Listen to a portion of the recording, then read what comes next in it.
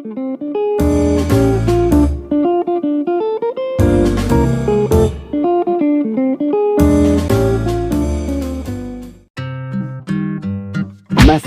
of speech delivery.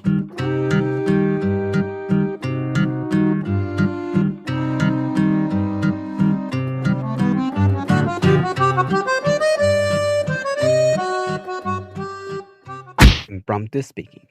The delivery of a brief message without prior preparation is known as impromptu speaking. You've most likely done a lot of impromptu speaking in casual or conversational contexts. Self-introductions are examples of spontaneous group speaking. สวัสดีค่ะนันโนะนะคะฝากตัวด้วยนะคะทุกคน The advantage of this kind of speaking is that it's spontaneous and responsive in an animated group context. The disadvantage is that the speaker is given little or no time to contemplate the central theme of his or her message. As a result, the message may be disorganized and difficult for listeners to follow. Here is a step-by-step guide that may be useful if you are called upon to give an impromptu speech in public. Number 1. Take a moment to collect your thoughts and plan the main points you want to make. Number 2. Thank the person for inviting you to speak. Do not make comments about being unprepared, called upon at the last moment, on the spot, or uneasy. No one wants to hear that, and it will embarrass others and yourself. Number 3.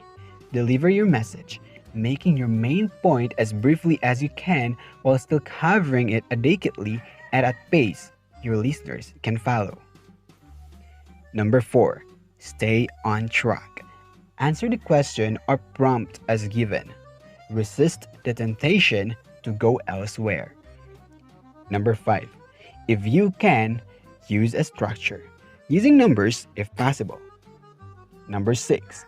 Thank the person again for the opportunity to speak. And lastly, stop talking. In front of an audience, don't keep talking as you move back to your seat. Manuscript speaking. Manuscript speaking is the word-for-word iteration of a written message. In a manuscript speech, the speaker maintains his or her attention on the printed page except when using visual aids. The advantage to reading from a manuscript is the exact repetition of original words. In some circumstances, this can be extremely important. For example, reading a statement about your organization's legal responsibilities to customers may require that the original words be exact. In reading one word at a time, in order, the only errors would typically be mispronunciation or stumbling over complex sentence structure. A manuscript speech may also be appropriate at a more formal affair, like funeral, when your speech must be said exactly as written in order to convey the proper emotion or decorum the situation deserves. Extemporaneous speaking. Extemporaneous speaking is the presentation of a carefully planned and rehearsed speech, spoken in a conversational manner using brief notes.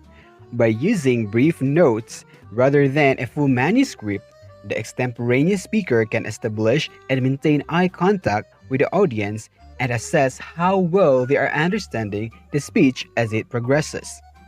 Speaking extemporaneously has some advantages.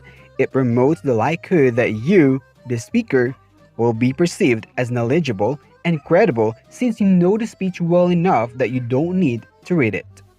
In addition, your audience is likely to pay better attention to the message because it is engaging both verbally and non-verbally. Adequate preparation cannot be achieved the day before you're scheduled to speak. So, be aware that if you want to present a credibly delivered speech, you will need to practice many times. Memorized speaking. You hear those soldiers outside? They'll do whatever I say. Get better back down. Memorized speaking is the rote recitation of a written message that the speaker has committed to memory. Actors, of course, recite from memory whenever they perform from a script. Para ulitin ko sa'yo! Pinili ko ang lupang ito kaya trespassing ka! Layas! When it comes to speeches, memorization can be useful when the message needs to be exact and the speaker doesn't want to confined by notes. Advantage to memorization is that it enables the speaker to maintain eye contact with the audience throughout the speech. Being free of notes means that you can move freely around the stage and use your hands to make gestures. If your speech uses visual aids, this freedom is even more of an advantage. Here are some types of special occasion speeches. First, we have speech of introduction. A speech of introduction introduces the main speaker at an event and inspires the audience to listen to that speaker. Any speech of introduction needs to be brief. After all, the person making the introduction should not be focus of attention. Toast. A toast is a brief tribute to a person or event.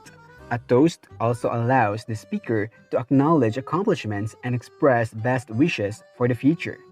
A toast is a speech delivered at a well-chosen time, which is when everyone is present, such as when guests are seated for a dinner or when everyone has a drink in hand. Speech to present an award. Presenting an award warrants a presentational speech, during which a speaker presents a person with an award or prize. The primary purpose of this speech is to give recognition to the recipient and his or her accomplishments pertaining to that specific award. Keynote address. The keynote address is a speech that represents the essential or common theme of a convention, conference, or other large gathering.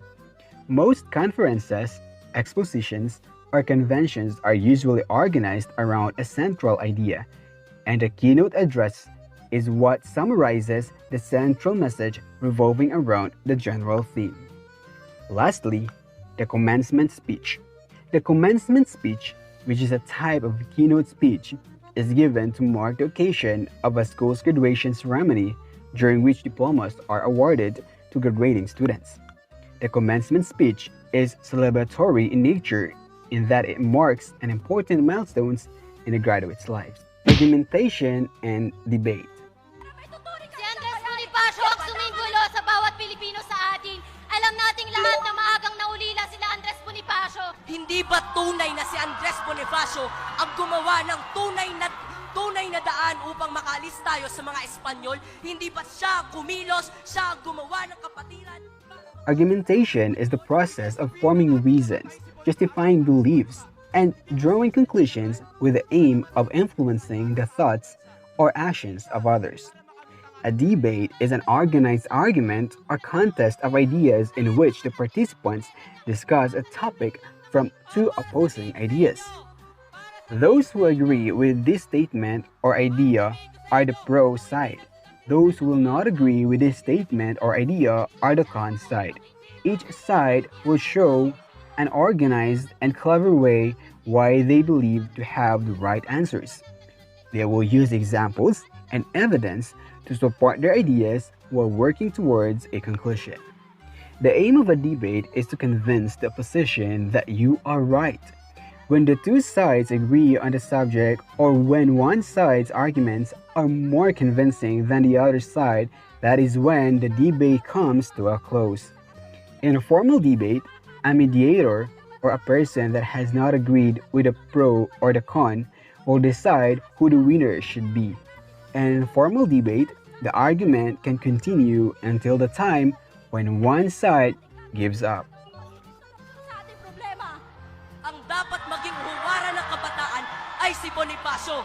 Dahil si Bonifacio ay may matinding pagmamahal sa bayan. Pinaglaban niya ang kanyang bayan. Hindi siya sumulat na ng libro. Hindi siya umupo lang sa upuan. Hindi siya umawak ng lapis. Tumayo si Bonifacio. Humawak siya ng sandata. At ito ang simbolo ng pagmamahal niya sa bayan. Ang mentalidad na ganyan, masyado kang maras. Bata pa lang tayo, ganyan na ang ang mentalidad natin. Hindi pagiging marahas ang tinuturo ni Bonifacio. Ano ginawa ka ni Bonifacio? Ano ginawa ka? So that's it for today, and thank you for watching.